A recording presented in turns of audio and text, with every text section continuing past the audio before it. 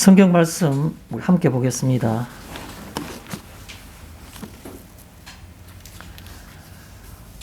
고린도전서 15장 31절에서 34절 4절인데 저와 성도님들이 한 절씩 교대로 읽었으면 좋겠습니다. 제가 먼저 고린도전서 15장 31절을 봉독해 올리겠습니다.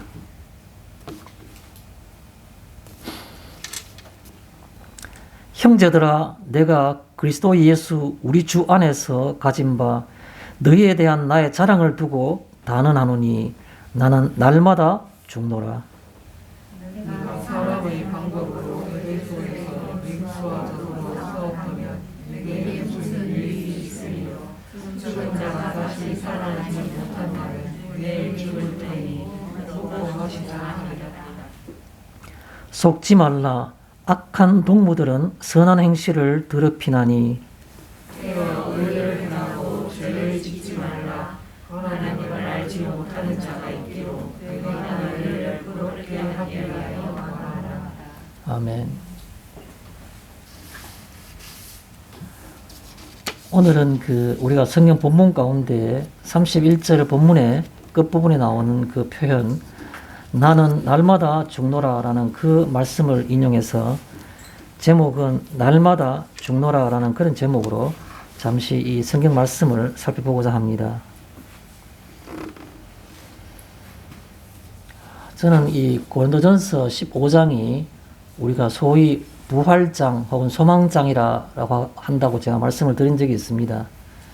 다음 주일이 부활주일이고 또 그러다 보니까 오늘은 예수님께서 마지막으로 십자가에 못 박히기 위해서 예루살렘에 입성하실 때에 많은 그 백성들이 메시아로 인정하고 환호하면서 호산나라는 어떤 환호의 어떤 그걸 부르면서 주의 이름으로 오시는 이여 이렇게 말할 정도로 그가 많은 사람들에게 그 찬송을 받았던 그날이 바로 종려주일 오늘입니다. 종려나무 가지를 펴고 찬송을 받았다 해서 종려주일이라 말하죠. 예수님이 마지막 일주일 많은 일들이 있었지 않습니까? 성전에서 마지막 일주일 있을 때 그 이전과는 비교도 안 될 정도로 많은 질문을 받은 겁니다. 그 질문이 무엇입니까? 많은 사람들이 자기 역할에 맞는 질문을 한 겁니다. 예를 들어서 부활이 없다 하는 사두개인들은 부활에 대해서 어떤 사람이 죽었는데 이렇게 하면 누구의 아내가 되겠습니까? 또 어떤 사람들은 종교 지도자들은 가이사에게 세를 바치는 게 좋습니까? 안 바치는 게 좋습니까? 온갖 것으로 꼬투리를 잡은 겁니다. 또 어떤 사람들은 당신의 능이 하늘로부터 온 거냐 땅으로부터 온 거냐 이 모든 걸 우리에게 밝히 말하라. 정말 들으면 대답하기가 굉장히 힘든 정말 이렇게 해도 꼬투리가 잡히고 저렇게 해도 꼬투리가 잡히는 그런 질문들을 무수히 쏟아냈지만 예수님께서는 그를 다 물리치시고 하나하나 지혜롭게 다 대답하신 겁니다. 예수님은 죽기 위해서 그 역할로 이 땅에 오셨기 때문에 세례요한도 그렇게 말했죠. 유월절 어린 양이라고. 예수님은 유월절 어린 양으로 그 모든 일을 감당하신 겁니다. 어떻게 감당했습니까? 유대인들이 애굽에서 출애굽하는 날 그날 유월절을 만나게 되고 그 유월절일 때 양의 고기를 먹고 선체로 띠를 띠고 무교병이 무릎에 들어있지 않은 무교병을 먹으면서 그날 급히 먹고 출발한 겁니다. 그 6월절 저녁에 그날이 바로 금요일 저녁인데 금요일 그날 양을 잡아서 먹고 그 다음날 출발한 겁니다. 그때 이스라엘 민족들은 다 살려주셨지만 애굽에는 애굽 왕 바로의 장자로부터 가축의 처음 태생까지 다 죽인 겁니다. 하나님의 천사들이. 그 놀라운 어떤 그 기적이 일어나는 그 순간, 그 6월절, 그 밤에 그 6월절 지키기 위해서 모세가 이스라엘 백성들에게 뭘 권한 겁니까? 6월절을 지키는 방법을 얘기한 겁니다. 너희는 주의 첫날 양을 데리고 와서 닷새 동안 지켜보고 이따가 금요일날 그걸 잡아라 말한 겁니다. 왜 그랬을까요? 하나님 앞에 잡는 그 제물들은 흠이 없어야 되겠죠. 그래서 닷새 동안 계속 금요일까지 계속 지켜본 겁니다. 혹시 피부병이 있어서 사가지고 올 때는 괜찮았는데 사흘쯤 지나니까 어디 뭐 피부병이 생기는 그런 양이더라. 그러면 그걸 다시 단골로 바꾸고 다시 사야 되는 겁니다. 아무런 흠이 없는지를 보기 위해서 다시 또한 기다렸다가 그래서 뼈도 꺾지 않고 마지막에 6월절을 잡아서 그걸 6월 절기를 지킨 겁니다. 예수님이 바로 오늘 종려주일 예루살렘에 입성한 후에 천성을 받은 입성한 후에 닷새 동안에 많은 사람들이 어린 양이 흠이 있는지 없는지 피부병이 있는지 없는지 결함이 있는지 없는지를 살펴보는 그와 같이 수많은 사람들로부터 수많은 종교 지도자들로부터 수많은 질문들을 받으신 겁니다. 능히 흠이 없음을 다 보여주신 후에 십자가에 달려서 다른 사형수들은 뼈가 꺾이는데 예수님은 6월절 어린 양으로서 뼈가 꺾이지 않고 죽임을 당하신 겁니다. 우리는 이번 한 주간 고난주간이라 말합니다. 예수님께서 금요일 날 십자가에서 못 박혀서 돌아가셨으니까 그 수많은 어떤 그런 그 고난의 어떤 흔적들, 십자가에 달릴 그 순간뿐만 아니라 일주일 동안 있었던 모든 일들을 오죽했으면 예수님께서는 그 대제사장이 보내는 무리들에게 잡히기 전에 밤에 제자들을 데리고 감람원이라는 동산에 올라가서 기도하실 때 얼마나 마음이 괴로웠으면 하나님 아버지 할 수만 있으면 이 잔을 내게서 멀리 하옵소서 그렇게 말씀하신 겁니다. 그리고 십자가상에서는 다 이루었다 하시면서 죽으신 겁니다. 그게 우리에게 필요한 것이고 내게 필요한 것입니다. 그 십자가와 예수님의 고난이 나와 상관없다 그러면 여기서 앉아있을 이유도 없으신 겁니다. 그 십자가가 내게 필요하고 그 고난이 내게 필요하고 나를 위한 것이라는 게 있을 때야만이 고난주간도 부활도 의미가 있게 되는 겁니다. 이 한 주간 고난주간을 지낼 때 제가 권면드리고 싶은 것은 주의 십자가가 내게 필요한가? 그 생각을 해보시는 것이 아마 고난주간을 지낼 때 좋은 어떤 그런 방법이 되지 않겠나라는 생각을 해봅니다. 다시 오늘 우리 본문 말씀을 더 하겠습니다. 오늘 본문 말씀은 고린도전서 15장 31절에서 34절까지인데 우리가 지금 고린도전서 15장을 오늘까지 3회에 걸쳐서 살펴보고 있습니다. 다음 주일은 한 마지막으로 그 고린도서 15장을 또 볼 겁니다. 이것은 그냥 임의로 하는 것이 아니라 고린도서 15장을 처음 제가 펼쳤을 때 대충 나눠가지고 다른 성경은 한 장에 한 번 정도로 이렇게 말씀을 생각했지만 고린도서 15장은 4번에 걸쳐서 말씀을 생각해야 됐다는 생각을 미리 몇 주 전에 이미 계획한 겁니다. 그래서 다음 주 사실 어떻게 보면 여러분 잘 몰라도 괜찮은 얘기인지 모르지만 다음 주에 나올 어떤 그런 그 말씀의 어떤 내용, 핵심 이런 것들을 벌써 대충은 제가 골격을 다 잡아놓고 있습니다.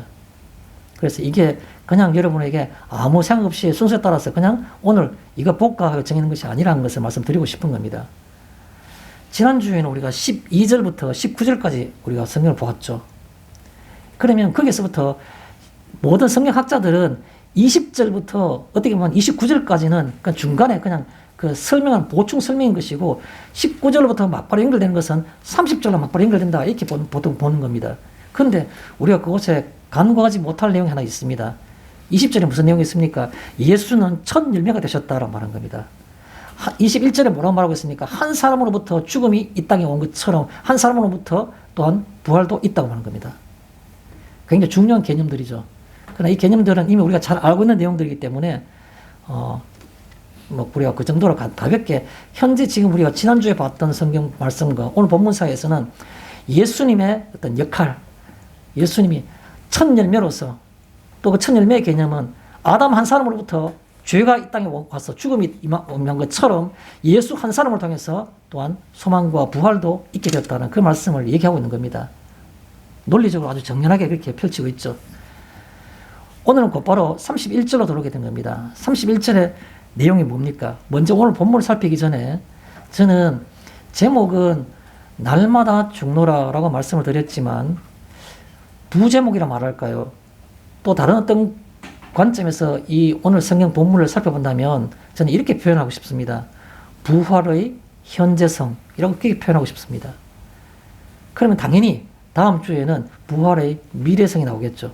부활에 갖고 있는 소망, 부활의 소망, 부활에 있던 미래성, 이런 것에 관해서 사망아 너희 쏘는 것이 어딨냐는 그 말씀을 중심으로 해서 그렇게 살펴볼 생각입니다.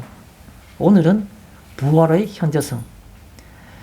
조금 들으시면 이게 무슨 뜻인가 라고 이렇게 의아할 수 있는데 좀 더 다르게 쉽게 제가 풀었으면 이렇게 표현할 수 있겠죠. 부활의 현재성이라는 말은 무슨 말인가 하면 내 속에 과연 예수님의 부활이 내 속에 있고 내가 예수님의 부활을 진정으로 믿는다면은 현실이라는 삶 속에서의 내 삶이 어떤 것인가 그거를 살펴보고 돌아보는 것이 바로 부활의 현재성이라 이렇게 표현하고 싶은 겁니다. 부활이 내 머릿속에 있고 내 지식 속에 있고 내 교리 속에 있어서 평생을 내가 부활절을 기뻐하고 부활절 달걀을 깨며 내가 고난주에 되면 금요일에서 성금요일이라고 그래서 금식을 하며 부활 때까지 내가 금식을 하고 다 좋습니다.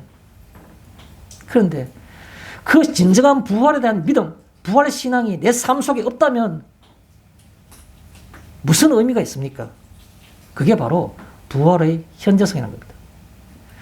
주님의 부활이 내 생각과 내 손끝과 내 발끝과 내 호흡 속에서 꿈틀꿈틀 살아 움직여야만이 그게 내게 부활이 있는 겁니다. 부활 신앙이 있는 겁니다. 머릿속에 있는 것, 지식 속에 있는 부활은 아무리 유창하게 내가 설교를 잘할지라도 제게도 의미가 없는 겁니다. 그 부활 신앙이 뭡니까? 우리가 그걸 현실 속에서 찾아보자는 겁니다. 현실 속에서. 그게 바로 오늘의 부활의 현재성이라는 겁니다.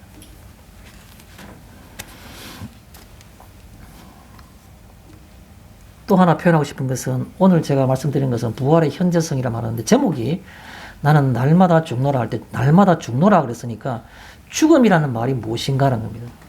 여러분 죽음은 우리가 다르게 여러 가지를 표현할 수 있는데 오늘 한 가지로만 집약해서 보면 다른 거 생각하지 말고 한 가지만 생각합시다. 죽음은 뭡니까? 부활의 전제 조건인 겁니다. 죽음 없는 부활이 있을 수 있습니까? 죽음이 없으면 부활도 필요가 없는 겁니다. 안 죽는데 무슨 부활이 필요합니까? 죽음이 있어야만이 반드시 부활도 필요한 겁니다. 그래서 부활하는 개념이 죽음을 앞에 전제로 둔다라는 그 개념입니다. 죽음은 부활의 전제 조건. 이런 관점에서 우리가 살펴볼 필요가 있다는 겁니다. 많은 사람들이 고난주간에 잘 쓰는 그런 용어가 있지 않습니까? 영어로 표현할 때 어떻게 표현합니까? 보통 no cross. cross란 말은 십자가란 말이죠. 십자가가 없으면 십자가 죽음을 의미하게 됐죠. 십자가가 없으면 no crown. 똑같이 NC 이렇게 해가지고 그 글자를 이렇게 단어 워드적 유희를 하고 있는데 크라운이라는 말은 왕관이죠. 면류관, 왕관. 십자가가 없으면 면류관도 영광도 없다는 겁니다. 면류관은 영광스러움의 상징이죠. 그래서 no cross, no crown 이렇게 말합니다. 그래서 부활의 현재성이란 말은 다르게 표현하면 죽음은 부활의 전제 조건 그렇게 표현한 겁니다. 죽음이 없으면 부활도 없다는 겁니다. 필요 없다는 겁니다. 말 그대로 표현하면. 그런데요, 이것은 누구나 아는 정말 너무 유치한 그런 논리가 아닌가? 말할 필요조차 없는 거 아닌가? 무슨 말 하는 건가? 아니요. 죽음은 무서운 겁니다. 그렇게 쉬운 겁니까? 아니요. 죽음은 무서운 겁니다. 왜 우리는 몸이 건강하지 않을까봐 그렇게 염려하는 겁니까? 죽음 때문에 그런 겁니다. 그런데요, 그 죽음은 우리가 어떻게 생각하고 어떻게 받아들이는가? 부활의 조건인데 육신적인 죽음이 아니라 내 속에 있는 정말 하나님을 사랑하는 어떤 그 내 영혼이 죽을 만큼 괴로운 그게 바로 날마다 죽노라는 뜻입니다. 그래서 대략 우리가 이 성경 말씀 읽으면서 본문의 내용들이 뭘 의미하는 것인가를 알 수 있는데 제가 그나마 좀 더 쉽게 빠르게 한번 정리하겠습니다. 31절을 어떻게 시작합니까? 형제들아 내가 그리스도 예수 안에서 죄송합니다. 형제들아 내가 그리스도 예수 우리 주 안에서 너희를 위한 나의 자랑을 두고 단언하노니 나는 날마다 죽노라 이렇게 표현하고 있습니다. 형제들아라는 말은 잘 아시는 것처럼 고린도 교회 교인들 얘기하고 있습니다. 내가 바울을 얘기하는 겁니다. 그리스도 예수가 누구냐 하면 바로 우리 주라고 표현한 겁니다. 그래서 그리스도 예수, 우리 주 안에서 가진 바, 너희에 대하여 가진 나의 자랑을 두고, 이 고린도 교회도 교회에 있는 이 교회 성도들도 다 교인입니다. 같은 교인입니다. 바울도 같은 교인이고, 그런데도 불구하고 너희에 대하여 내가 가진 바 나의 자랑을 두고 단언한다. 그런데 너희들 고린도 교회 교인들하고는 내하고 차이점이 좀 있다는 겁니다. 그래서 그 차이점 중에서도 내가 못한 것도 있을 것이고 또 잘난 것도 있을 것인데, 내가 좀 잘난 부분, 자랑스러운 부분을 너희들한테 내가 얘기하고 싶다는 겁니다. 근데 그거를 그냥 내가 말하는 게 혹시 틀릴지도 몰라 라는 말을 하지 않고 단언하노니 이라 말하는 겁니다. 단언하노니.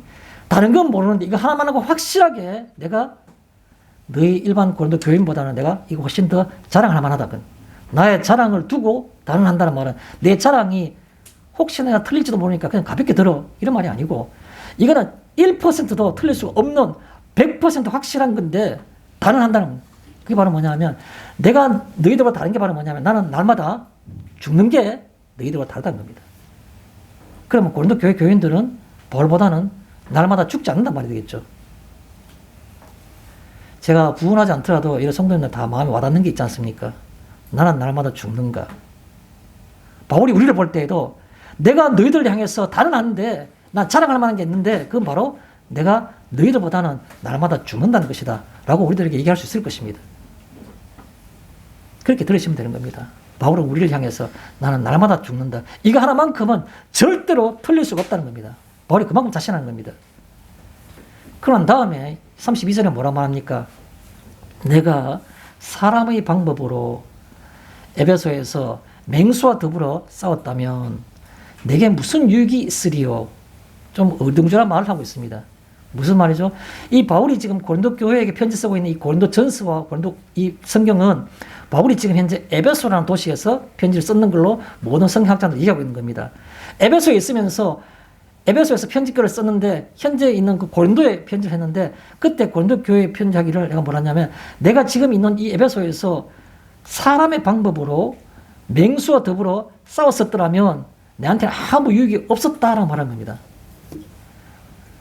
여러분, 성경에 보면 사도행전에 19장에 보면 바울이 에베소에서 있었던 그 행적들을 쫙 기록해 놨습니다.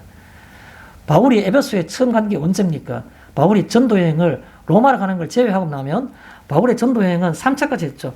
바울의 전도여행을 3차까지 하는데 그때 2차 전도여행할 때 1차 전도했던 길을 원래 배 타고 갔었는데 2차 전도여행할 때는 안디옥을 거쳐서 육로로 쭉 가는 거죠. 그래서 자기가 고향인 다소를 거쳐가지고 그 소아시아 육로를 통해서 쭉 가가지고 전에 갔던 교회들 다 둘러보고 1차 여행 갔던 거 둘러보고 좀 더 내려가서 드로아라는 곳에 갔었는데 그곳에서는 더 이상 주의 영이 말씀을 전하는 것을 막으니까 바울이 환상 중에 근동에 마게도니아 사람 하나가 와서 건너와 우리를 도우라고 이렇게 환상이 보이는 겁니다. 그럴 때 그 아시아 지역인 그 드로아에서부터 그가 밤에 그 환상을 듣고 하나님의 음성인 줄 알고 배를 타고 유럽으로 넘어간 겁니다. 그래서 유럽에 넘어가서 가는 첫 성이 바로 빌립보 성이죠. 거기서부터 쭉 전도해가지고 에베소에 가는 겁니다. 에베소 오랫동안 머물렀죠. 에베소에서 있었던 사건이 가장 큰 사건이 뭡니까?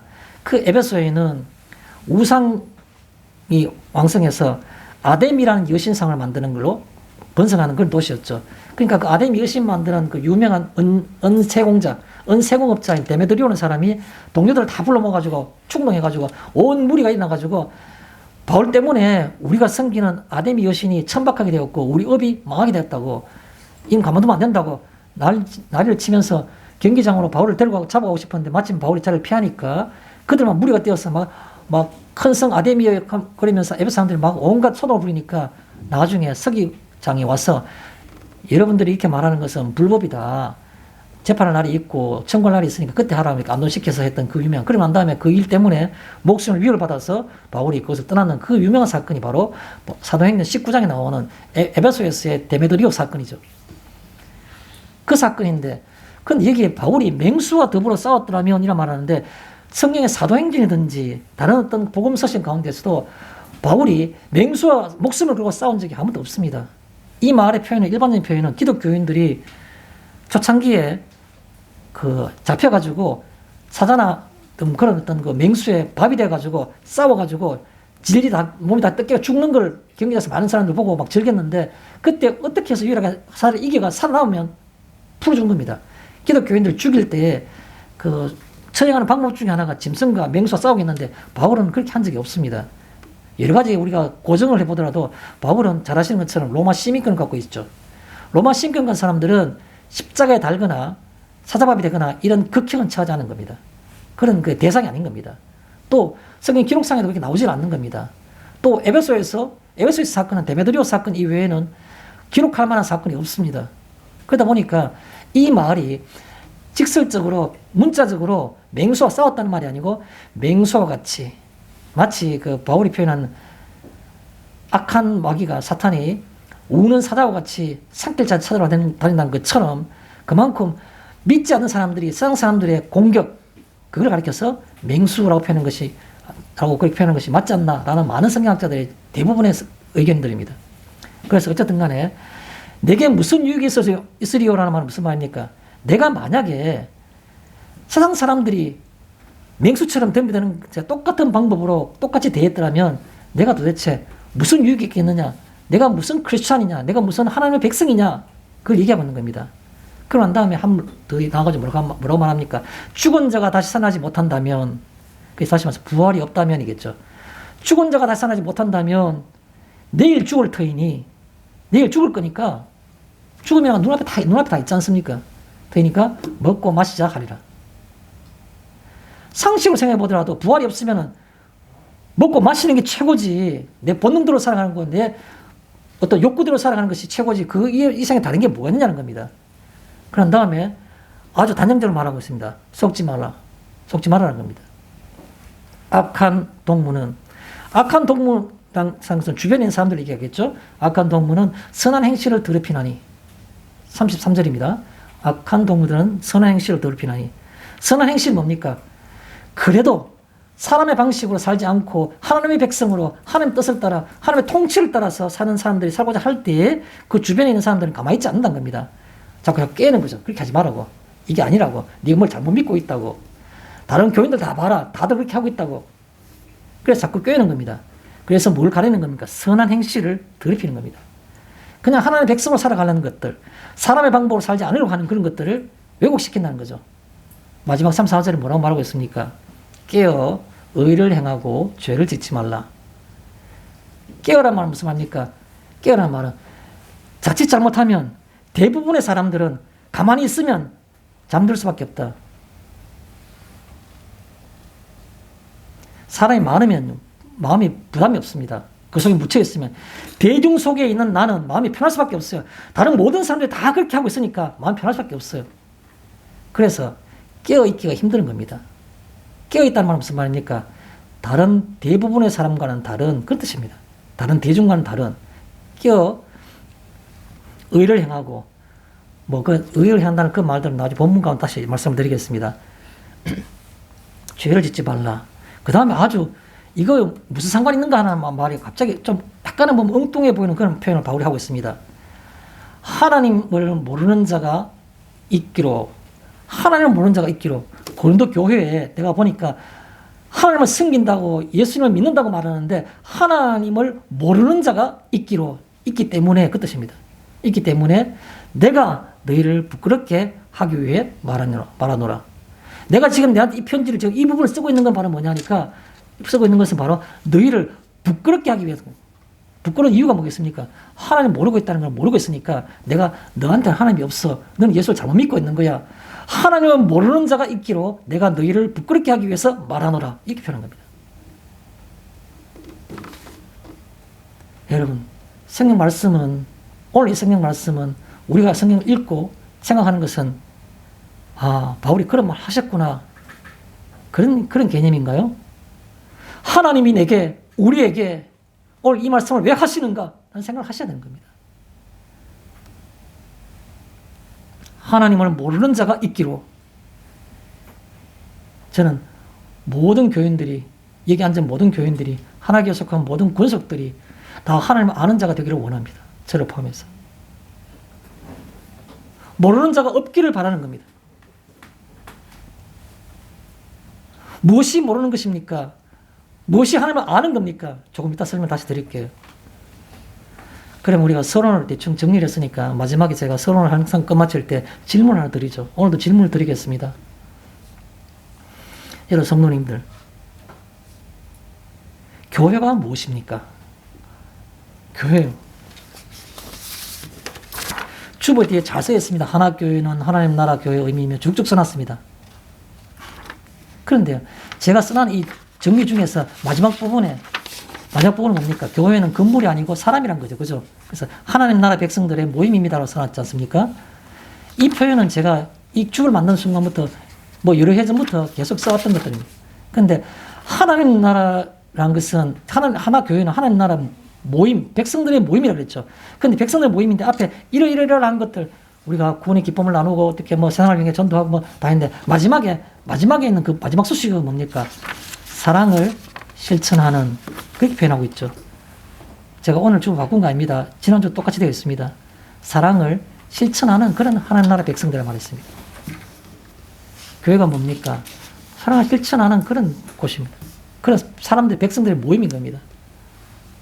이 부분도 조금 이따 설명드리겠습니다. 질문을 드리는데 서론을 마지막에 다시 표현하면, 그러면 그거는 저도 알고 있었습니다. 우리도 알고 있는 내용이 아니지 않습니까? 그러면 제가 오늘 조금 더 다르게 표현하겠습니다. 교회는 왜 존재합니까? 질문을 드리고 싶습니다. 교회는 왜 존재해야 됩니까? 예수님이 내 말을 믿는 사람들을 모여서 너희들은 기도하고 너희들 모임을 가져라, 그렇게 말씀한 적이 한 번도 없습니다. 한 번도. 교회 만들어라는 적은 많은 적이 없지 않습니까? 예수님께서. 그런데 기독교란 말 만든 적도 없는 겁니다. 유일하게 하신 말씀은 땅 끝까지는 내 증인이 되라는 겁니다. 땅까지 증인이 되라. 그럼 그것과 존재하는 교회와의 사이의 연결점을 찾아야 되겠죠. 땅 끝까지 증인이 되라 했는데 사람들은 교회를 만든 겁니다. 교회가 왜 존재하는 겁니까? 왜 존재해야 되는 겁니까? 교회가. 증인되기 위해서. 뭐의 증인인 겁니까? 복음의 증인. 그래서 교회가 왜 존재하는가? 복음의 증인되기 위해서 존재하는 겁니다. 그러면 우리가 이런 생각하죠. 우리 교회도 가끔씩 이렇게 뭐 선교사님을 지원할 때가 있는데, 믿음의 신앙의 연륜이 올라가면 올라갈수록, 믿음 깊이 갈수록 가끔 한 번씩은 마음이 부담감을 갈 때가 있습니다. 왜요? 선교라는 개념에서. 선교사가 외국에 선교를 나가는데 정말 훌륭하다. 나는 자신이 없다. 두렵다. 현실이 내가 불가능하다. 그러면 나는 보내는 선교아이가, 내가 물질적으로 기도로 이렇게 내가 보내는데 협력하면 나도 선교사다.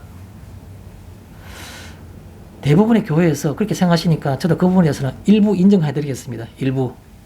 근데요, 저는 내 마음속에서는 그걸 거부하는 게 훨씬 더 퍼센트가 높습니다. 적어도 51대 49 정도라도 최소한. 그것은 아닐세, 이런 생각이 드는 겁니다. 왜 그럴까요? 나는 그런 위인이 아니니까. 나는 선교 사명은 내가 하나님께 받은 소명이 없으니까 자기 자신을 자꾸 무언가를 왜곡시키는 겁니다. 우리 모두는 다 지상 명령의 다 대상인 겁니다. 누가 내일이라도 내가 나가야 될 생각이 들고 내가 나가게 된다면 나가는 겁니다. 선교사가 따로 있는 게 아닌 겁니다. 그래서 누가 하는 겁니까? 나는 보냄을 받은 이 현실에서의 선교사. 내가 지금 여기 있는 것은 보내는 선교사가 아니고 내가 보냄을 받은 선교사라는 생각을 현실에서 해야 되는 겁니다. 뭐 하기 위해서요? 땅 끝까지 증인되라고 그랬잖아요.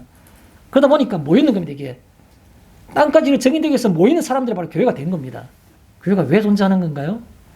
보냄을 받은 선교사로서 우리가 같이 예배드리는 겁니다. 보냄받은 선교사로서. 뭔가 오늘 부활하고 부활이 현재성하고 이게 무슨 상관이 있는가? 잘 연결이 안 되시죠? 본론을 통해서 연결점을 찾아보도록 하겠습니다. 자, 우리가 먼저 31절에 보면 나의 자랑이라고 나오고 있습니다. 나의 자랑. 그리스도 예수 우리 주 안에서 가진 바 너희에 대한 나의 자랑을 두고 단언하노니 라고 말할 때 나의 자랑이란 겁니다.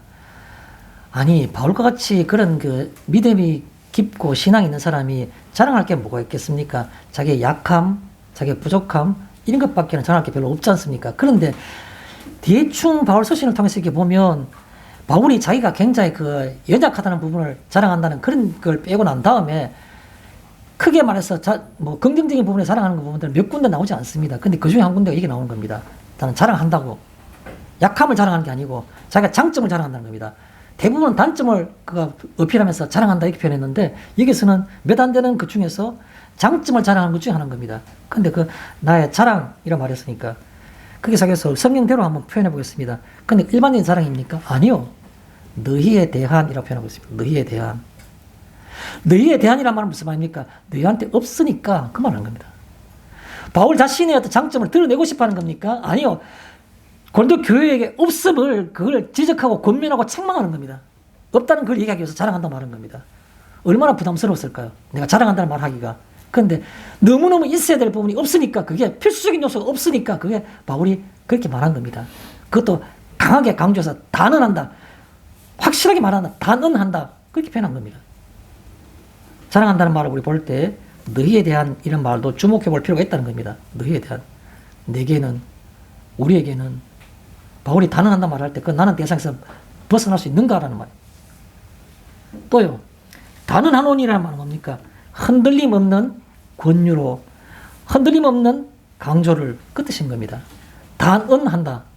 말을 딱 잘라서 얘기하는데 앞도 뒤도 없이 딱 이것만 확실하게 하는데 그 말인 겁니다. 단언하노니라는 말은 너한테는 없어. 너희에게는 없으니까 이게 내가 답답한 거야. 그 말인 겁니다. 단언하노니. 그렇게 바울이 어렵게 말 끄집어내서 강하게 톤을 했는데 그래서 그게 내용이 바로 나의 자랑이라는 뜻입니다. 자, 그럼 나의 자랑에 대해서 한번 살펴보겠습니다. 31절에 자랑을 말할 때 어떤 자랑이었습니까? 주 안에서 가진 바 너희에 대한 나의 자랑. 이렇게 표현했죠. 그럼 주 안에서 가지고 있는 자랑인 겁니다. 바울이 가말리엘 문화생임을 날 때부터 로마 시민권 가지고 있었음을 그런 걸 자랑하는 게 아니죠. 지금 현재. 주 안에서 자랑할 게 있다. 주 안에서 자랑할 것. 바울이 자랑하고 싶은 것이 있는데 진짜 마음에서 우리나라는 자랑하고 싶은 게 있는데 그건 바로 주 안에 있는 것으로 자랑하고 싶다는 겁니다. 주 안에서란 말은 무슨 말이겠습니까? 우리 삶의 영적 기준은 끝입니다. 내가 자랑할 게 뭐 있냐? 좋은 직장? 좋은 가족? 좋은 명예? 그것은 영적인 기준이 아닌 겁니다. 바울이 말하고 있는 너희에 대한 나의 자랑을 말할 때, 그 나의 자랑에서 말할 때, 그때 그 자랑은 바로 범위가 정해있는데 그건 바로 주 안에서 가진 바. 주님 안에서 내가 가지고 있는 것들로 자랑할 수밖에 없다는 겁니다. 주님 안에서 가진 것으로. 그래서 그거는 바로 영적 기준으로 그 뜻입니다. 또 한마디로 뭡니까? 이것은 선택사항이 아닌 그 뜻입니다. 당연히 가져야 될 것인데 하나님의 백성이면 당연히 가져야 될 것인데 가지고 있지 않으면서도 괜찮다라고 생각하는 겁니다. 괜찮다라고. 왜요? 나는 평신도잖아요. 그거는 목회자들 중에서 혹은 특별한 은사 받은 사람들 중에서나 있어야 될 내용이지 나는 그거와는 평신도인데요. 아니요. 그렇지 않습니다. 바울이 단언한다고 말했지 않습니까? 주 안에서 가진 바, 주 안에서 가진 것 중에서는 반드시 있어야 될 필수적인 그 뜻인 겁니다. 주님의 백성이 아니라면 상관없겠죠. 자, 두 번째입니다. 나의 자랑이라는 것은 31절에 그 핵심이 내용이 나온 겁니다. 뭘 자랑하고 있느냐는 겁니다. 날마다 죽는 것.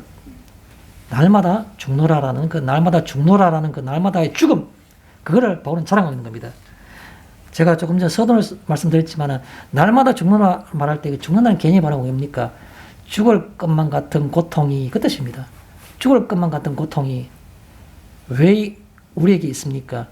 죽을 것만 같은 고통이 왜 있습니까? 예수님의 십자가를 보니까 가슴이 먹먹해서 너무 힘들어요. 볼 때마다 너무 가슴이 아파요. 그 아픔도 있는데 때에 따라서는 세상 가운데 살기가 너무 힘들어요. 죽을 것만 같아요. 그게 바로 날마다 죽는 겁니다. 그런가요? 세상 가운데 살 때 날마다 죽는 것과 같은 고통을 느끼는가요? 있을 겁니다. 또 있습니다. 교회 안에서도요. 믿는다고 말하는 대부분의 사람들 가운데에서도요. 날마다 죽는 것 같은 고통이 느껴지는 겁니다. 날마다. 저는 이론적으로 뭘 미화시킨 게 아니고 제가 뭐 오래전에 뭐 아이 자식들한테 그런 말 한 적 있습니다. 나는 내가 죽더라도 육신적인 삶을 마감하고 소천을 하고 내가 하나님 앞에 불림을 받았을 때에도 너희는 그 슬퍼하는 기색을 안 했으면 좋겠다. 기뻐하는 기색을 하면 사람들이 이상하게 생각할 수 있으니까 적어도 슬퍼하는 기색만큼 최소한 안 했으면 좋겠다. 나는 오매불망 어느 한 시간이든 간에 한 번도 내가 하나님 앞에 가기를 바라지 않은 날이 없다. 내 소원 성취하는 날인데 너가 울었어야 되겠나? 이런 말을 한 적이 있습니다. 그런데요, 다른 말은 어떻습니까? 말로 표현하기는 저는 그만큼 수준은 안 되는데 바울이 말하는 날마다 죽노라라는 말할 만큼 날마다 죽을 것 같은 고통은 제게 그렇게 볼만큼 크진 않습니다. 제 믿음이 그밖에 안 되거든요. 그런데 바울은 그렇게 말하고 있는 겁니다. 날마다 죽을 것 같은 고통이 여러분의 있기를 바란다고. 그게 내가 자랑하는 부분이라고. 저도 권면하고 싶은 겁니다. 나도 시원찮지만 여러분에게 날마다 죽을 것만 같은 고통이 여러분에게 있기를 바라는 겁니다. 그 은총이 넘치기를 바라는 겁니다.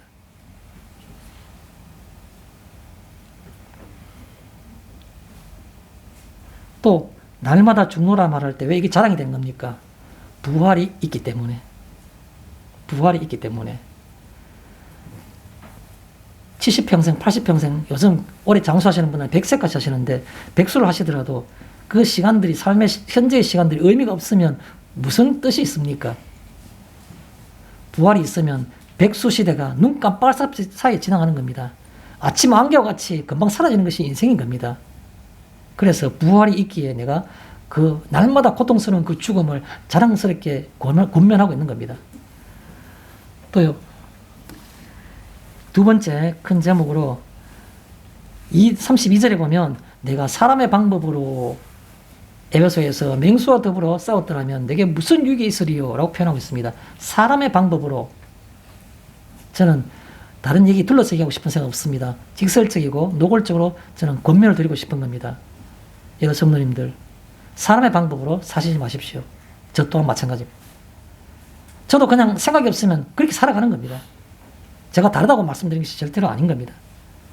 사람의 방법으로 내가 살지 않았다. 그게 내가 자랑이다. 그렇게 살았더라면 내가 무슨 유익이 있겠느냐. 바울은 그렇게 말하고 있는 겁니다. 사람의 방법이 뭡니까? 사람의 방법. 대충 짐작하시지 않습니까? 제가 표현해 볼게요. 세상의 이치나 논리로, 세상의 이치나 논리로 사는 것을 가르쳐서 사람의 방법으로라 말하는 겁니다. 살아갈 땐 이렇게 살아야 돼. 이게 세상 이치야. 제가 어제 전설하고 그 말씀 나눴는지 잘 모르겠습니다. 제가 어떻게 기억이 잘 안 나는데.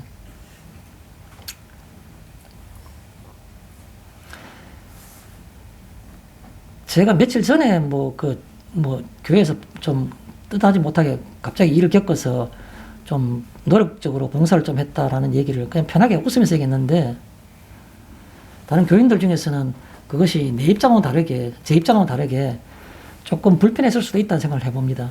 무슨 말씀이냐면, 목사님 그때라도 마음만 시간이 되더라도 교회 단톡방에다 글 올려놓으면 또 마음이 있는 분, 시간 되는 분들 오셔서 편하게 이렇게 할 수 있는데, 그렇게 안 하면 모르면 모르겠는데 알고 넘어가니까 부담스럽잖아요. 이렇게 생각할 수도 있다는 겁니다. 제가 단언을 드리겠습니다. 저도 단언할게요. 왜 부담스럽습니까? 제가 어제 전사님한테 말씀드린지 집사님 말씀드린지 모르겠는데 어떤 이모에 나오다가, 만약 그때에 전사님이 내가 똑같은 입장 같았으면 그래 안 하실 겁니까? 교인들 다 불러 모을 겁니까? 이렇게 담보를 드렸어요. 왜 부담스러워 하십니까? 이때까지 우리는 사람의 방법으로 살았기 때문에 그런 겁니다. 사람의 방법으로요. 사람의 방법으로 할 때 분명히 이걸 내가 말 안 하면 교인들이, 선한 뜻을 갖고 있는 교인들이 그런 걸 몰랐으니까 마음에 심적 결과적으로 뒤에 가면 부담스러울 수밖에 없다는 거죠. 왜 부담스러워야 됩니까? 그래 살아야 되는 거 아닙니까? 제가 오늘 주보에 여기 조그만 글, 제가 제 수필집에 있는 글 중에서 하루를 살더라는 글을 올려놨습니다. 그렇게 살지 못할 때가 많지만 저는 그래도 바라는 목표라기보다는 그 방법이 노력하는 게 딱 하나의 주관이 있는 겁니다. 하루를 살더라도 이 생각을 늘 하고 있는 겁니다. 주님이 가서 너희들은 다른 사람들에게 믿음의 유익을 끼치고 기쁨을 위해 살아라 그랬으면 그 일을 위해서 나는 인정하든 안 하든 간에 다른 사람들이 심지어 부담을 가지든 안 가지든 간에 그렇게 사는 겁니다. 제가 그렇게 살아서 되겠습니까? 여러분 똑같이 그렇게 생각하실 겁니다. 그러면 제가 없을 때 전사님이나 집사님이 오셔가지고 화장실 올라가 청소 다 해놓으셨다. 내가 부담스러워 할까요? 미안해 할까요? 안 할까요? 뒤집어 생각해 보십시오. 저는 미안한 생각 손톱만큼도 없습니다. 부담 가지면 손톱만큼도 없습니다. 왜요? 그게 당연한 거 아닌가요? 누구든가 그렇게 사는 거 아닌가요? 왜 부담 가진가요? 부담 가진 게 뭡니까? 사람의 방법으로 온 겁니다. 사람의 방법으로. 사람의 이치를 볼 때는 부담스러울 수밖에 없어요. 왜? 그런 기회를 주고 우리도 같이 할 수 있었는데 왜 목사님 자꾸 사람 부담 주느냐? 부담 주는 것은 사랑을 모르기 때문에 부담 가지는 겁니다. 사랑을 안다 그러면 여러분도 똑같이 할 거니까 부담 가질 게 하나도 없다는 뜻입니다. 안 그렇습니까? 제 논리는 그렇습니다. 사람의 방법으로 한 말은 세상의 이치나 논리로 볼 때는 그 말입니다. 그거는 사람의 방법인 겁니다. 여러분 누굽니까? 하나님의 통치를 받는 하나님의 백성이지 않습니까? 하나님 나라지 않습니까? 이 땅에서 천국과 같은 이곳이 돼야 되는 거 아닙니까? 이 땅 천국 같은 곳이 어떻게 만들어지는 겁니까? 머릿속에만 있는 겁니까? 아니요. 모든 사람들이 100개 중에서 1개 정도는 오늘 그도 주의 가신 길을 주님이 부자 청년에게 뭐라 말했습니까? 어떻게 구원받을 수 있습니까? 내 말 잘 믿어라. 그래 말했습니까? 네 십자가를 지고 나를 쫓아라. 나를 따라오라 그랬습니다. 따라오는 게 뭡니까? 내가 100가지 지금 잘못하고 있더라도 오늘은 적어도 99가지 잘못하면 1개는 예수님 닮은 모습을 닮아가는 겁니다. 내일 2개를 닮은 모습 하는 겁니다. 그게 성도의 삶이 아닙니까? 어떻게 네가 그래놓고 뭘 말로는 이론은 자꾸 뭐 대단한 것처럼 말하노. 그래 살지 못하지 않냐. 노력하는 겁니다. 그렇게 주님 모습 닮아가려고 하나라도 할 수 있으면 그렇게 가르쳐서 저는 누구에게도 원망하거나 책망해 본 적이 없습니다. 왜 이를 돕지 않지? 의식이 왜 이만큼 되지 않지? 한 번도 제 양심에 손을 대고 그렇게 생각해 본 적이 한 번도 없습니다. 누구든 간에. 죄송합니다. 우리 다 형제고 다 통하기 때문에 말씀드릴게요. 예를 들어서 장 집사님 계시면 장 집사님 있을 때 장 집사님도 젊고 뭐 일할 수 있는 어떤 그런 능력도 있고 다 있으시지만 교회에 대해서 어떤 일을 갖다가 뭘 어떤 표현을 안 하신다 해서 저는 손톱만큼도 저는 그렇게 생각한 적이 없습니다. 참 좋다. 보기 좋다. 이렇게 생각하는 겁니다. 집사님대로 왜요? 한마디도 말 안 해도 목사님은 목사님이니까라고 생각한 게 아니라 성도는 당연히 만날 때면 그런 상황이 되면 그렇게 하는 것이 맞다고 생각하기 때문에 전혀 어떤 것도 부담 가지지 않고 어떤 것도 뭐 미안하다 말해본 적도 없고 그게 당연하기 때문에 내가 마음이 기쁜 겁니다. 쉽게 말해서. 아무 말 없더라도. 왜요? 성도 그게 하나님의 방법이 아닌 겁니다. 하나님의 방법인 겁니다. 하나님의 심정이고 주님의 모습인 겁니다. 그렇기 때문에 하나님의 방법으로 이론과 논리로 설명하지 말라는 겁니다. 어떻게 보면 도덕적이고 내가 양심 있는 것 같고 그런 거 같습니까? 그거는 인간 생각인 겁니다. 신앙은 그게 아닌 겁니다. 신앙은 상대적인 게 아니라 절대적인 겁니다. 말이 길어졌습니다. 돌아가겠습니다. 사람의 방법이라는 것은 세상의 이치나 논리로 그런 뜻입니다. 다른 말로 표현하면 하나님의 뜻과 다른 하나님의 뜻은 그것도 아닌데 하나님은 이것도 가능하고 저것도 가능하고 다 그렇게 표현하는 겁니다. 그런데 사람이 자꾸 딴데와서 이렇게 하면 안 되고 저렇게 하면 안 되고 이게 효율적이고 저게 효율적이고 하나님 뜻과 다른 게 바로 사람의 방법입니다. 또 우리가 사람의 방법이라는 것을 다르게 꼼꼼히 생각해 보니까 사람의 방법이라는 것은 하나님 나라 바깥에서 유익한 그 뜻입니다.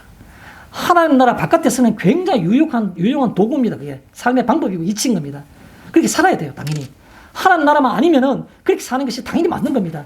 그런데 하나님 나라는요, 좀 별난 나라, 특별한 나라입니다. 인간의 생각은 다른 나라인 겁니다. 사람의 방법이라는 말은 바로 하나님 나라 바깥에서는 유익한 그런 뜻이라는 거죠. 하나님 나라 바깥에서는 매우 매우 유익한 그게 사람의 방법인 겁니다. 자, 그 안에 소제목을 들어가서 무슨 유익이 있으리요 말할 때 무슨 유익이란 말은 우리가 지금 하고 있는 것이 과연 무슨 유익이 있겠느냐는 말을 반문해 볼 때 헛된 수고가 아닌가라고 생각해 보는 겁니다. 헛된 수고. 예배 드리는 게 헛된 수고일 수 있습니다. 왜요? 주님 닮아가는 모습이 머릿속에만 있다면 사람의 방법으로 내가 자꾸 뭔가 이해하고 해석하려고 그러면 신앙이 헛된 수고일 수도 있다는 뜻입니다. 헛된 수고. 무슨 유익이 있으려는 말은 헛된 수고만이.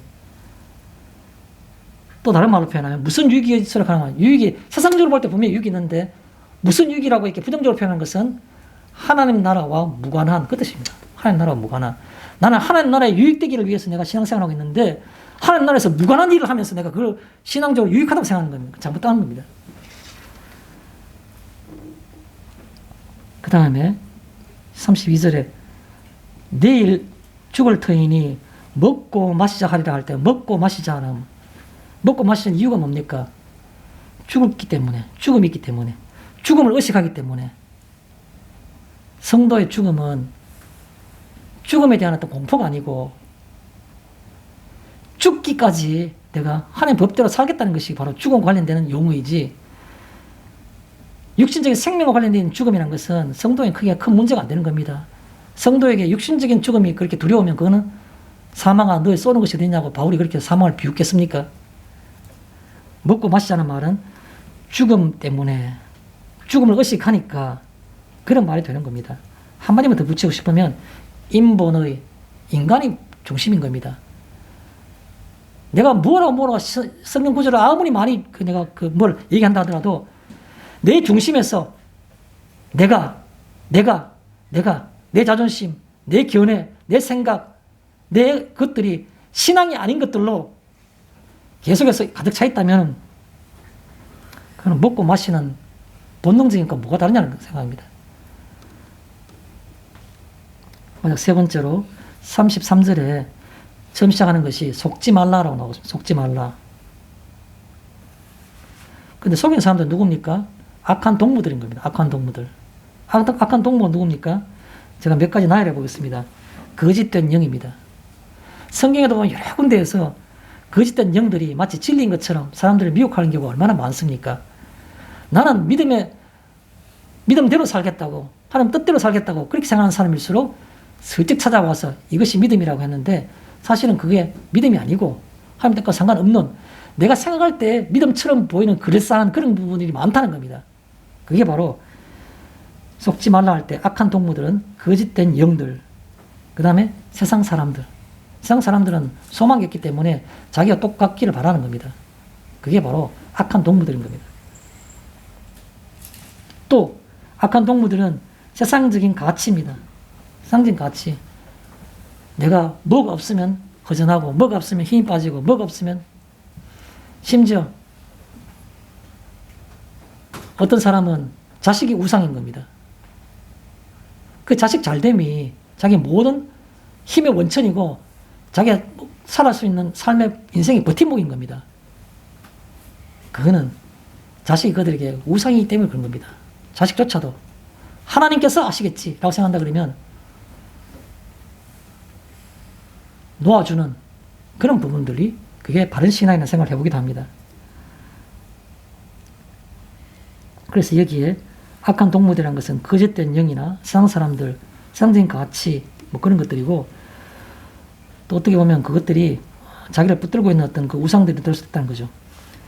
또 여기 악한 동무들 중에서는 제가 이런 표현이 좀 좋은 표현인지 아닌지 잘 모르겠습니다만은 다들 이렇게 표현합니다. 다들.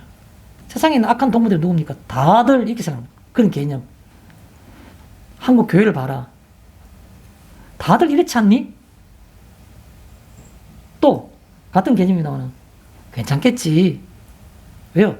이 사람도 그렇게 하고 이 사람도 저렇게 하고 다 그렇게 하니까 괜찮겠지. 물속에 묻혀있는 얼마나 편안합니까? 마음에 안정감을 찾을 수 있고, 돌출되면 불안한 겁니다. 드러나니까. 자, 들어가서 3, 4절에 깨어 의를 행하고, 깨어 의를 하라고 바울은 권면하고 있는 겁니다. 자, 그럴 때 깨어라는 말은 무슨 말입니까? 술 취하지 않느니라는 말이 그 성경 원어적인 뜻입니다. 깨어 의를 행하고 할 때 깨어라는 말은 술 취하지 않고 그런 뜻입니다. 제정신의. 근데 그걸 좀 더 깊이 있게 생각한다 그러면 뭡니까? 자기 정체성을 바라보는, 자기 정체성을 생각하는, 자기 정체성. 나는 누구인가? 내가 하나님의 백성인가? 하나님의 자녀인가? 내가 구원받은 사람인가? 나는 부활하는 그런 부활의 신앙이 내게 있는가? 이런 걸 가리켜서 자기 정체성이라고 하는 겁니다. 여기서 말하는 깨어라는 말은 바로 술 취하지 않는이라는 말은 문자적인 표현이고, 내부적으로 갔을 때는 자기 정체성을 가진 이런 뜻입니다. 자기 정체성을 가지고 있는.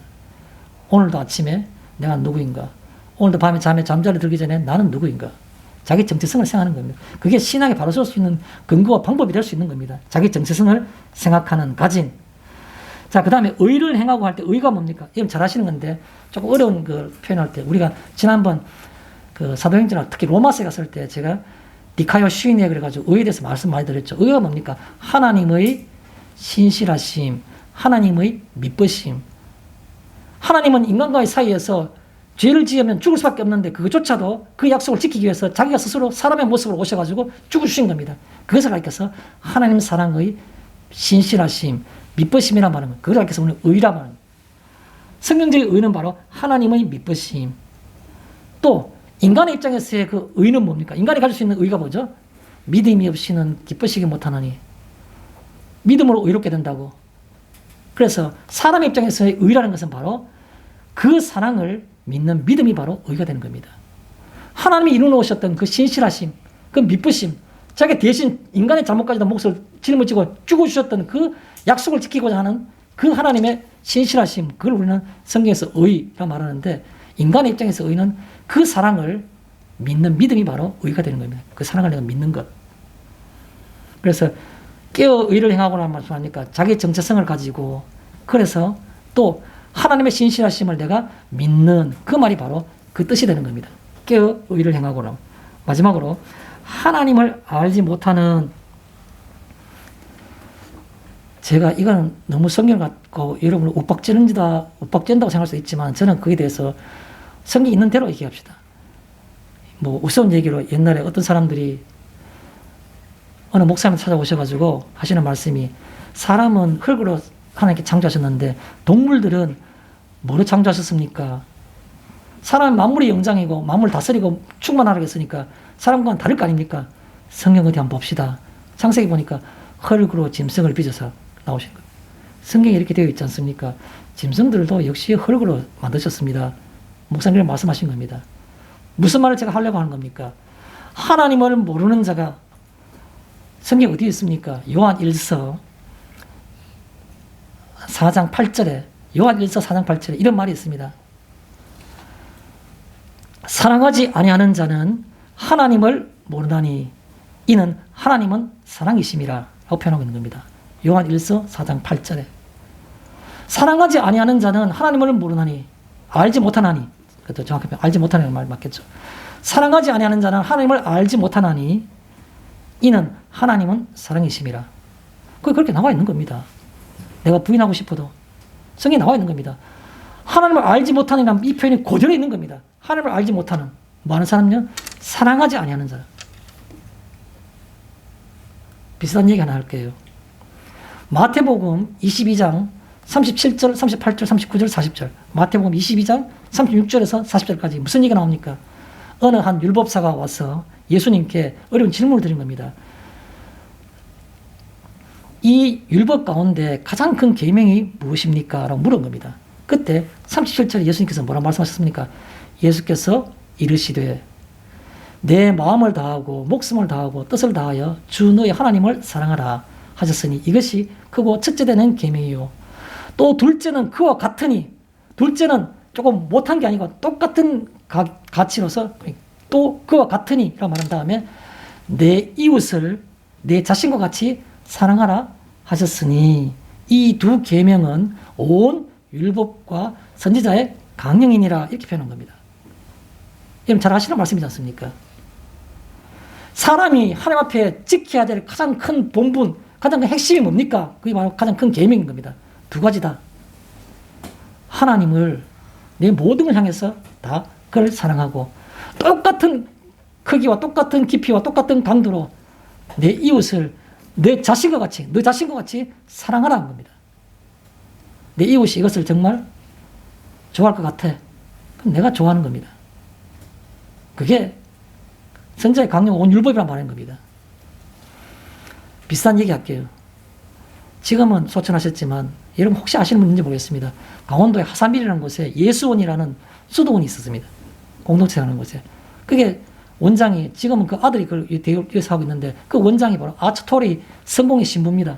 우리식 이름으로 대천덕 신부입니다. 그분 강연하는 걸 제가 직접 들었습니다. 무슨 말씀하시는 거 아닙니까? 성경을 한마디로 표현하면 무엇입니까? 그러니까 코이노니아입니다. 코이노니아는 말은 신약 성경 기록엔 헬라어인데 교제라는 뜻입니다. 교통, 교제. 다른 말하면 사랑, 교정. 그 말이가 똑같은 얘기입니다. 마태복음 22장에 나온 말씀, 하나님을 사랑하고 네 이웃을 사랑하는 이 십자가와 같이 수직과 수평 이 내용을 다른 말로 표현한 코이노니아, 수직적인 코이노니아, 수평적 코이노니아, 이게 성경에 다라는 겁니다. 무슨 말 더 하겠습니까? 여러분 뭘 더 하고 싶거나 뭘 빼고 싶은 겁니까?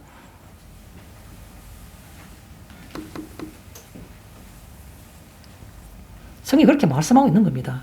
이것뿐이라고. 첫째고 둘째고 이 두 가지밖에 없다고.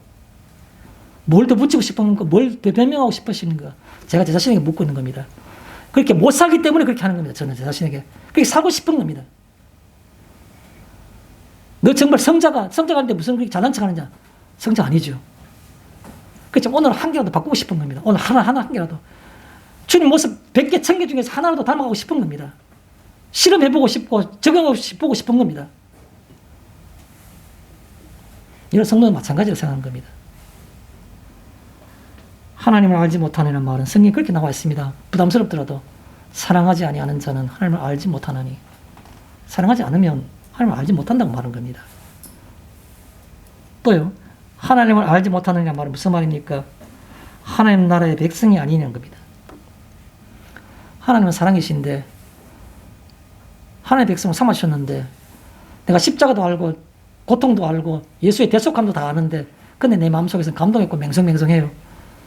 1만 달란트 빚진 자가 탕감을 받았는데 100데나리온 잡은 자 보니까 돈 다 내놔라 끝까지 붙들고 늘어지는 겁니다. 이게 사랑입니까? 예수님 그걸 반문했지 않습니까? 비유로 말씀하실 때.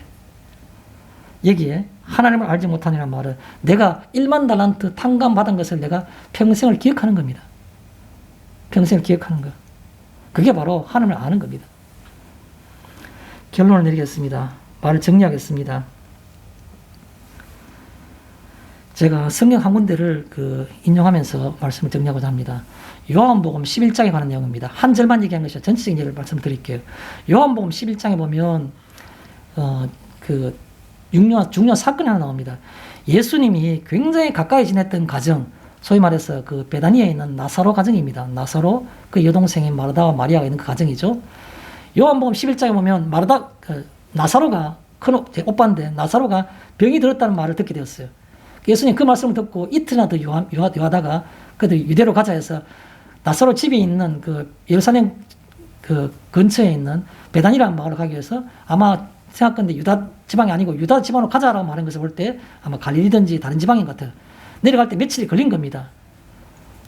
그럴 때 예수님 뭐라고 말씀하시냐면 우리 친구 나사로가 잠들었도다. 내가 이제 깨우러 가노라. 이런 말씀하시는 겁니다.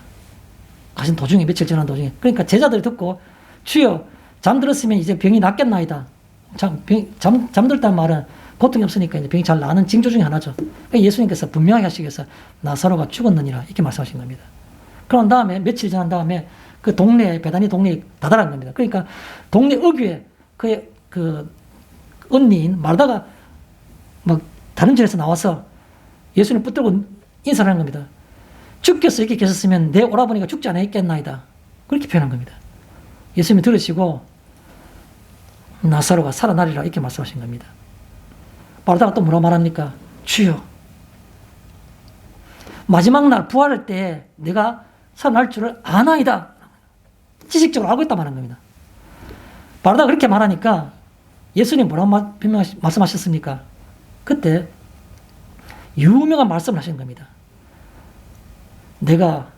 나는 부활이요 생명이니 나를 믿는 자는 죽어도 살겠고 무릇 살아서 나를 믿는 자는 영원히 죽지 아니하리니 내가 이것을 믿느냐 이렇게 말씀하십니다.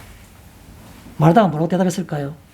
주여 주는 그리스도시요 하늘로부터 오실 주이신 줄을 내가 믿나이다. 유명한 대화입니다. 예수님 말씀 다시 제가 말씀드리면 나는 부활이요 생명이니 나를 믿는 자는 죽어도 살겠고 무릇 살아서 나를 믿는 자는 영원히 죽지 아니하리니. 이런 성도님들은 믿으십니까? 예수님의 이 말씀을 믿으십니까? 믿으시면 복되신 겁니다. 그러면 우리의 삶 가운데에서도 내가 믿는다고 하는 그것 마르다가 말하고 알고 있다는 것, 내가 마지막 날 그때 부활할 때 내가 살아날 줄을 아나이다가 아니고 예수님께서 말씀 다시 하실 때 이것을 네가 믿느냐라고 말할 때 마르다가 다시 말하는 겁니다. 내가 이것을 믿는다고. 믿으시기를 바랍니다. 믿으시면 우리의 삶 속에서 그 믿음의 어떤 모습들이 진정한 코이노니아가 부활의 현재성이 우리의 삶 속에서도 넘쳐날 줄로 믿습니다. 마치겠습니다.